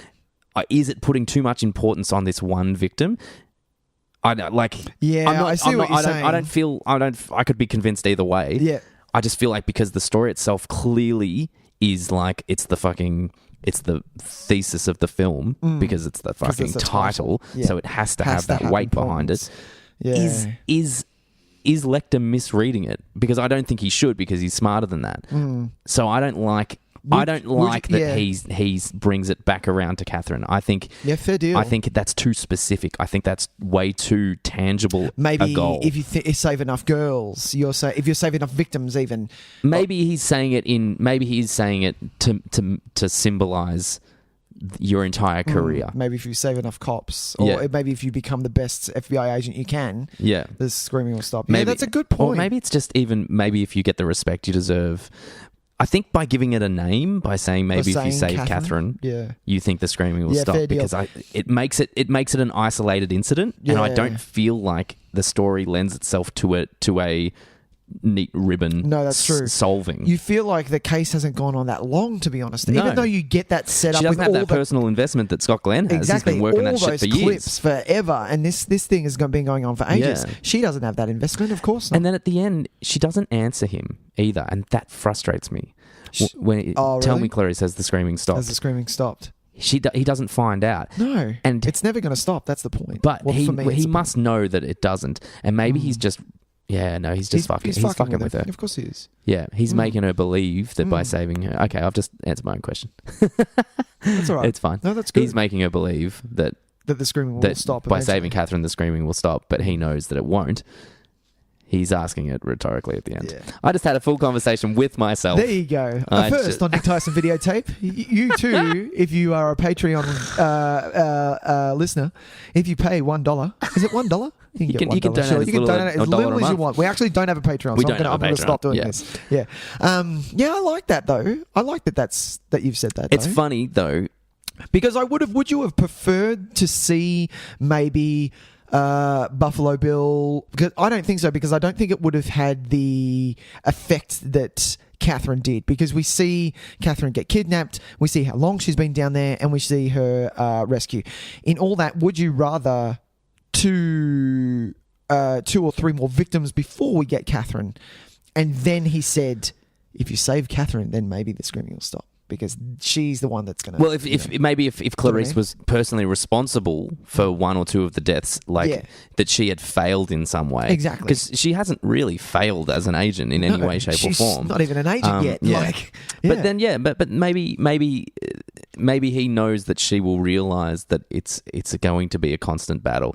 I just find it interesting because he was so adamant about having her answer things up to that point he allowed her not to answer.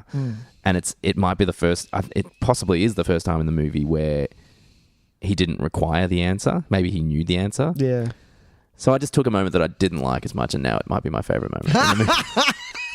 He was fucking with her the whole time, and that's the thing, and that's what I love about that end shot. He's not fucking with her. That end shot, he is manipulating her. He knows what he's doing for her good, for her own good. Absolutely, yeah. Because he's helping her as a wants therapist. Her to be better. Almost. Yeah, that's the thing, and that's where I see that first chess match as that. Oh, he says that you're Crawford's new rookie trainee or whatever, and he says, okay, well, instead of I'm going to test the waters here. And then and from that, at the end of that scene, because of Mercantile, because he goes, Agent Sterling, come back. And he says, you know what, I'm going to help you. How about this? How about I give you the one piece of pie then that's going to help you, and we'll see how good you can be. Sure. And then from that, he goes, well, you know what? How about I teach you? How about because you're such a formidable... what is the word I'm looking for? Formidable agent or learner or fucking student. Thank you. Learner.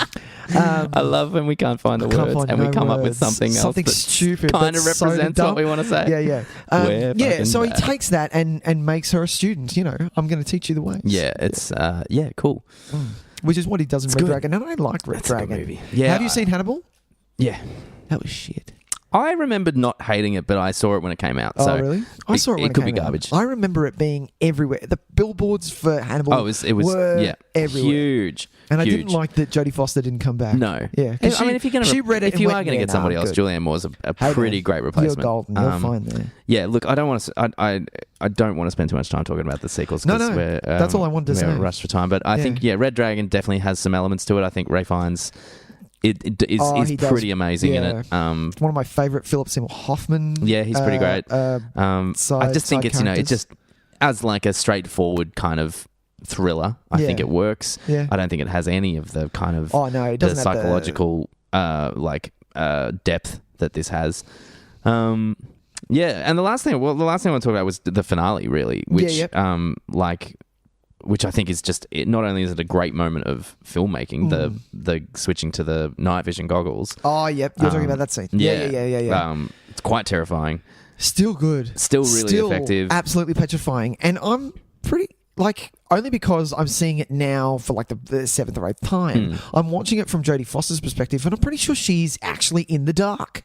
Because of the she does movements, some good. She does some really good. That's hard to fake acting. that shit. Yeah. And feeling the wall and going, oh no, that's wood. Oh, that's a nail. And all that shit. They probably would have done it that way. I would have asked, but yeah, I would have asked for a tetanus shot before doing it, though. That's what I would have asked for. That's true, especially in that house. Yeah, but it's so good, isn't it? Well, and it's like it's and she shows how much you just see how much of a rookie she is, especially going from like. And I hate being those people, but it turns me into that when I'm watching it and he's fumbling through the cards and she puts 2 and 2 together, goes, string, and a moth lands there, Tyson, and you're like, pull your fucking gun out now, Yeah, and I love how the camera slowly pans up to show the butterfly painting that's hanging on the wall. Yeah. It's look to be honest, I think she suspects it a lot earlier than she lets on, and that we as an audience get as well. Yeah. There's a little moment that you're just kind of like, oh, she knows. Yeah. She's just waiting for that confirmation. Yeah. And it's just that rookie in her, like a more veteran would have pulled it at the door. Yeah.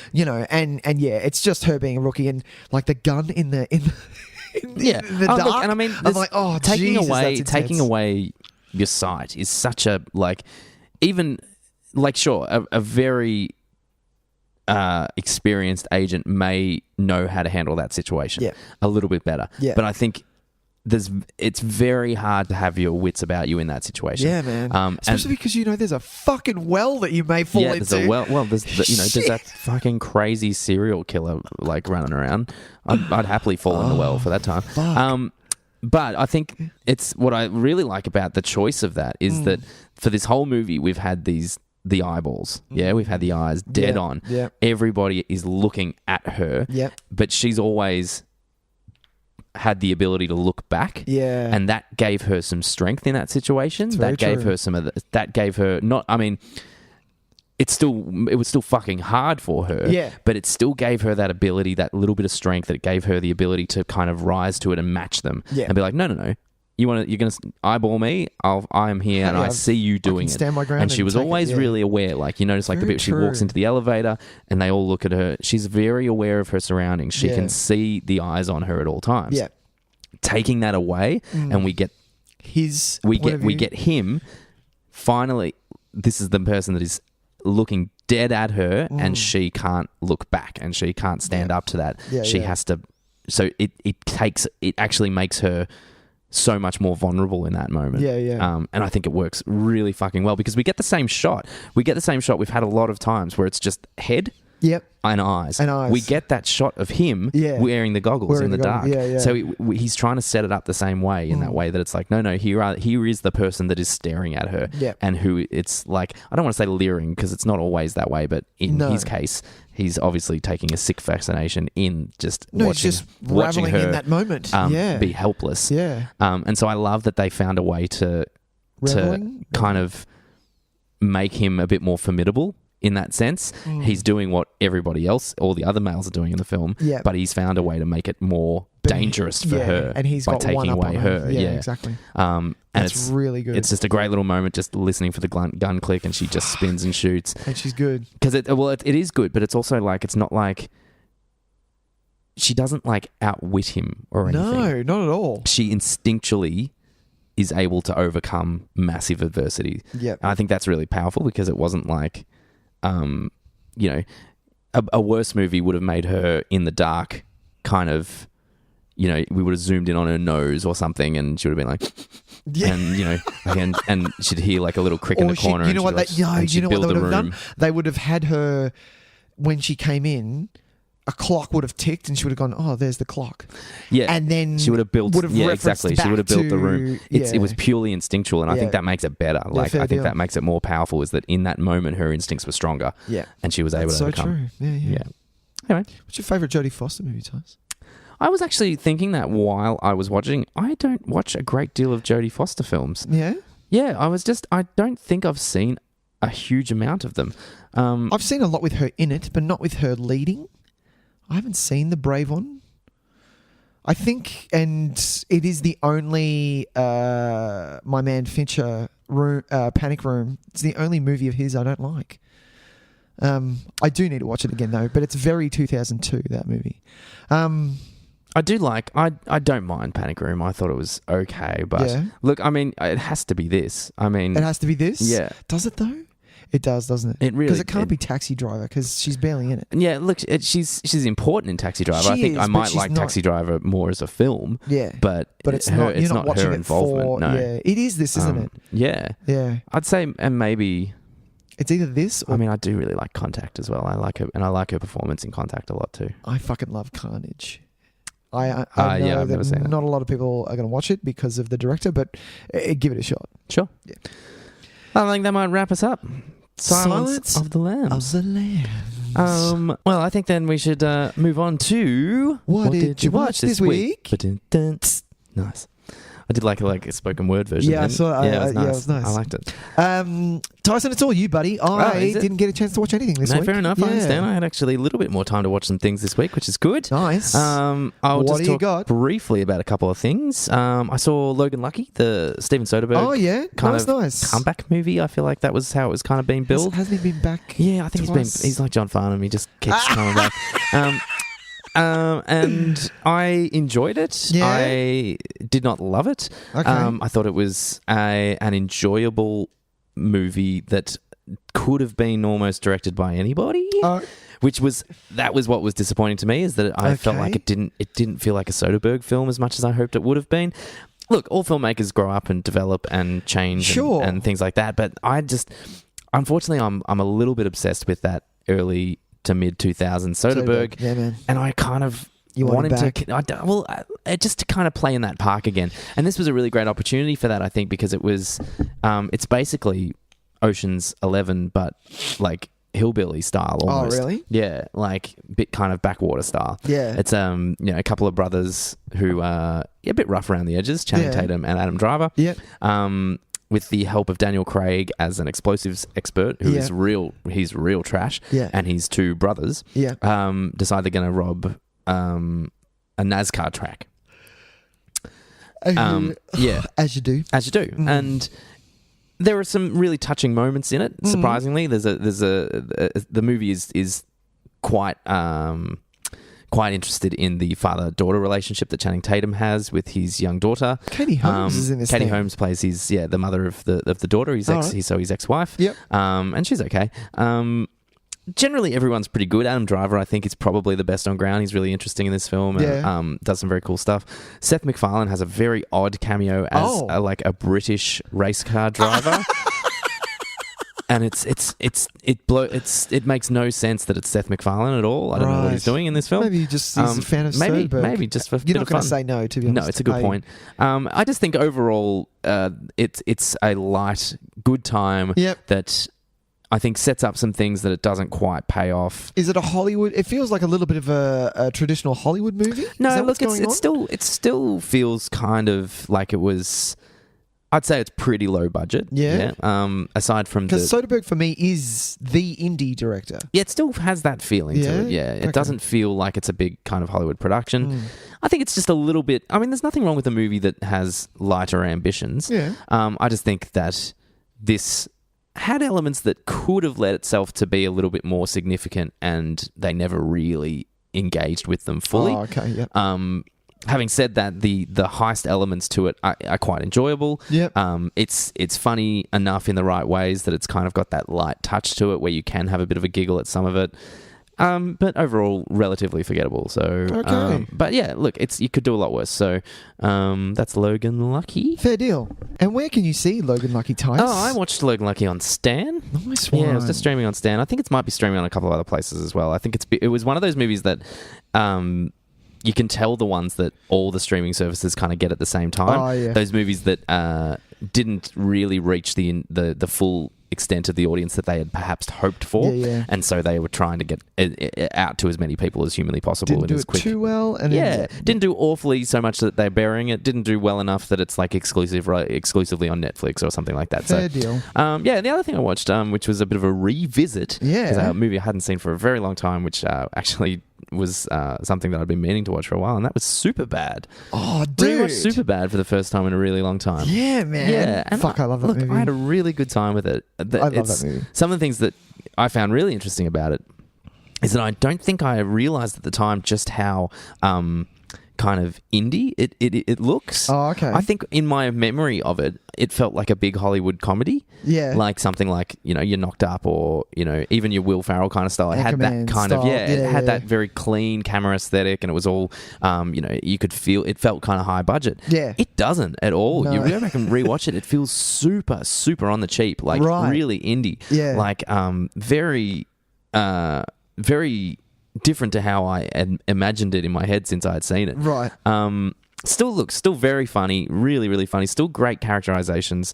I think a important overall message, and something that I think a lot of young-ish, like teen to late teen, boys, I think really could learn a lot from this movie. Absolutely. Having said that, some of the kind of more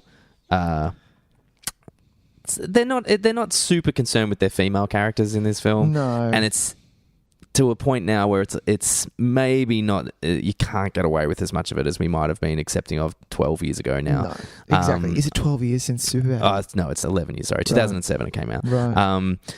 They do get a bit of a short thrift. What am I saying? Short shift? Thrift? Short end of the stick. They do. They're kind of used as either plot elements or things to have sex with, and it can be a little frustrating considering I think the overall message of the film is actually one of we need to be better as teenage boys growing into men. You need to be better than that. Yeah. And so I think the message that it builds, and also like about how you can be honest with male friendship, which is something that it doesn't have to be this. You can turn to your best friend and tell them that you love them. You can have a very close relationship with another male friend and it not be like, you feel weird, you're so lame. Which I think is really important as well. Absolutely. And this movie does have a lot of that on its mind. It just goes about it in a way that I'm not sure we're going to be able to get away with for too much longer. That's true. But also then you also get Seth Rogen and Bill Hader and McLovin on their little side quest, which is some of the funniest stuff that I have seen in years, and it reminded me just how much I love their little side story. It is so great. And just how much it reminded me as well. I don't know about you, but like, you know how it's one of those movies where everyone remembers. It's so it's so reminiscent, this film, of teenage nights out. Yeah. Walking the streets until you find the party. Getting where to the party. Is the party? Getting you to the dumbass? party. Do you know where it is? No, I don't. I'm lost. Okay, great. But, everyone says, I had nights exactly like Superbad. And look, you didn't. Nobody had a night exactly like Superbad. No. But we all had those, some of my best memories of being like a 16, 17-year-old guy was not the party itself. It was how we got there. Yeah. Or walking back from the party. Oh, yeah, exactly. Yeah. Don't throw up. No, you'll be fine. No, don't throw up. And look, more often than not, it was at least a 5-step process to get from, we'd all have to meet at this house, and then we'd go to this house, and then we'd go here, and then we'd meet this guy here, and then we'd get the booze, and then we'd get to the party, and we'd get there at like 11 o'clock. We're going to drink a little bit on the beach, and then we're going to get there eventually. Exactly. Right. And it captures that really well, the spirit of that, because they are some of the best times and my favorite memories, and that's really nice.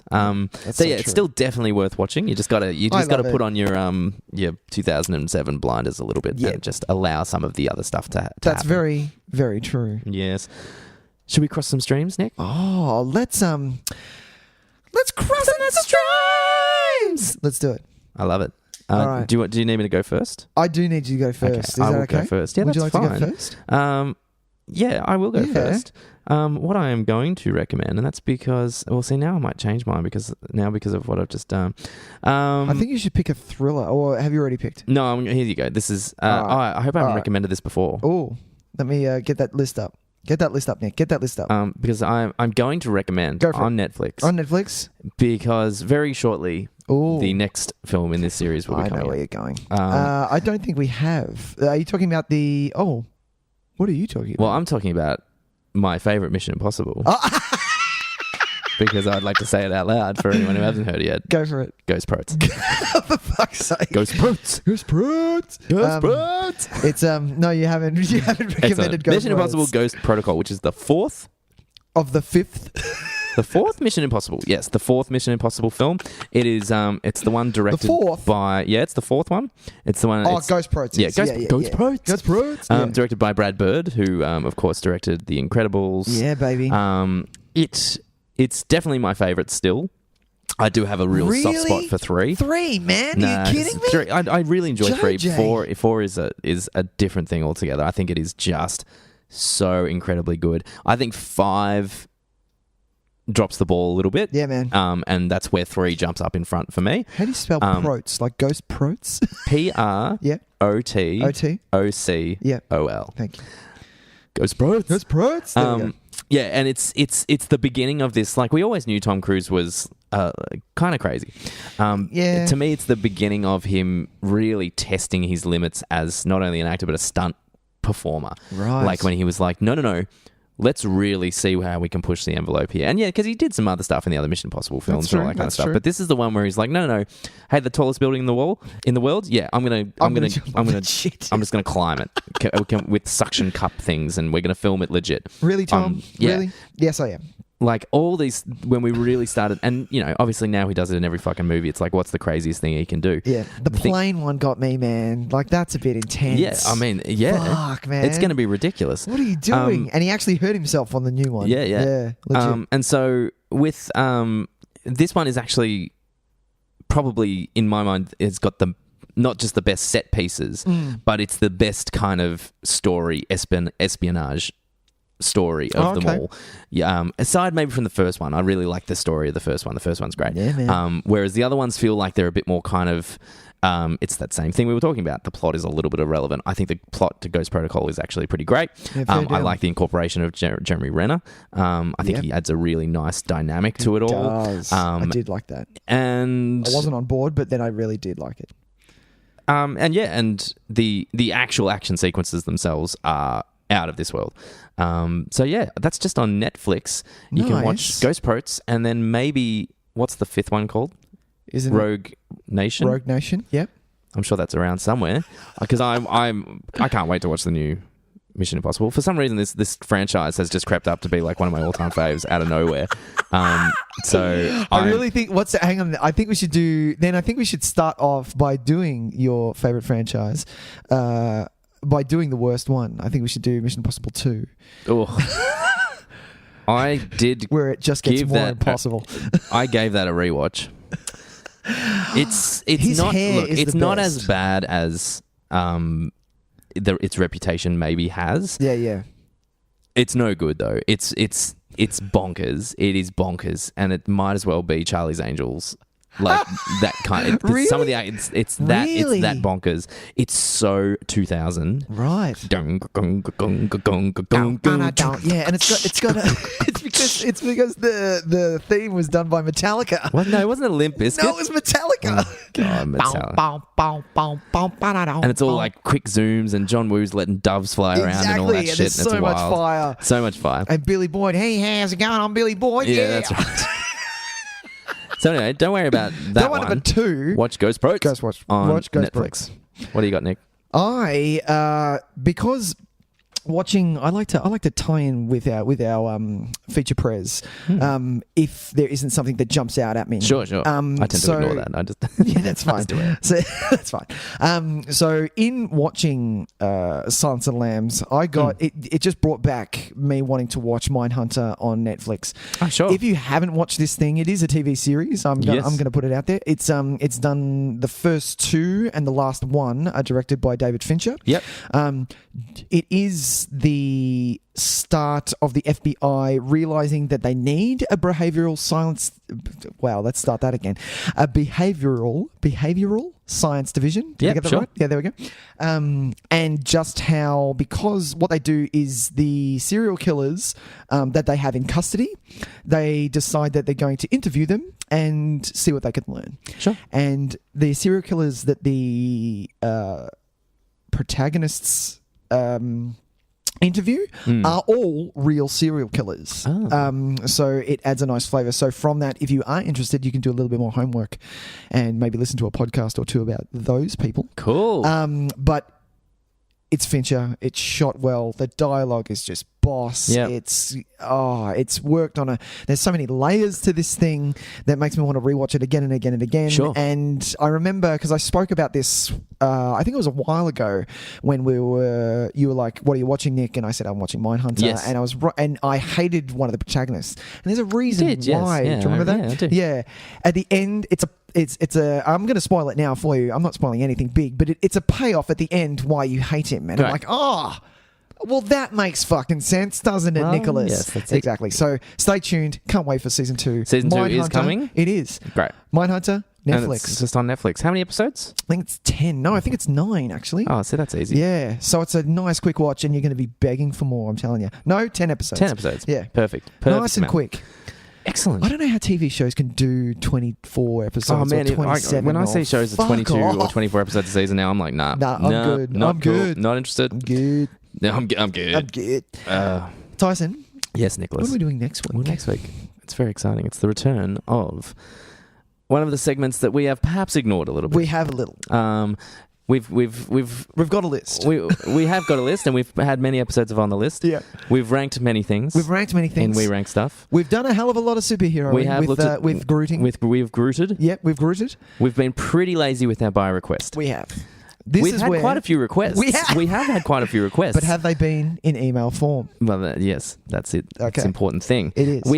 Some have been things that we wanted to talk about at a later date, or some have things been things that's like, well, we're not sure we can get a whole episode out of that. That's doesn't true. mean that we don't want to, consider anything. So please, if you have any requests, send them in. We would love to. Yes. Because next week we are going to tackle just our second episode of Buy Request. Serious? What? Yeah. Oh, what was the first one? The first one was Pump Up the Volume. God, that was a fucking fun one. So we're going to be looking at The Warriors.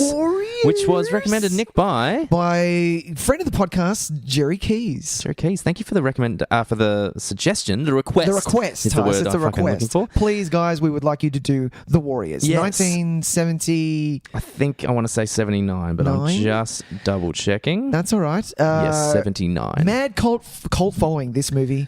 My God, I love this. Yes, look, I'm a huge fan of this film. Massive. I've seen it multiple times and pretty recently as well, to be honest. And the main reason that me and Tyson have put it off is because we love this one so much, we want to watch the director's cut and the original. That's true. So we do want to be able to kind of have a good conversation about some of the changes that Walter Hill made and his new kind of idea for it when he released the Ultimate Director's Cut on DVD. Yep. But we obviously needed the time where we could watch two films. Exactly. I'm not one for watching the same movie straight after finishing it. I usually need a bit of space, so I've got to watch this thing tomorrow, and then a couple of days. And I'll that's watch it. So I'm going to need a little bit of days distance. But which is good, between them. We're going to see some. Please, I'll take Warriors anytime. Yeah, I'm very excited to talk about this film. There's a lot of really good stuff to talk about. It's a cult classic, and it's a cult classic for a reason. Exactly. If you have not seen it, it is available to stream. It is. So if you would like to watch it before we get to the episode, what edition are they streaming? Well, it seems like they're streaming the original theatrical cut because for those in the know, there are some comic book paneling added to the director's cut that don't appear to be on the streaming. Well, the streaming link that we looked at. Watched that, so you can watch it for free on Netflix. If you want to watch that before we talk about that next week. If you've never seen it, that might be the way to get on top of that. You are in for a treat. New York in the 70s. It was fucking scary, baby. Can you dig it? Yes! But yeah, so until then, Nicholas. Tyson, it's been a blast. That was a bit quick. Let's try that again. Yeah. Okay. Well, Nicholas. Yeah. I guess, just before we wrap it up, one last time. Where do you find Ladies us? and gentlemen, you can find us anywhere you find good podcasts. Please rate, review, star us. That's a new one. Share, subscribe. That's a good one. Please subscribe. We would love that. And if you would like to join us on any of the social medias, we are on Facebook, Twitter, Instagram, and if you would like to write us an email, we are at nicktysonvideotape@gmail.com. I spelled Nick N-I-C and Tys is T-Y-S. That is correct. Very good. Well, Nick, that's going to wrap us, man. Tys, I actually had a ball, man. I'm glad. I had a ball too. That was a lot of fun. Yeah. All right, man. Well, we'll see you next week. Bye, right? buddy. Bye. Bye.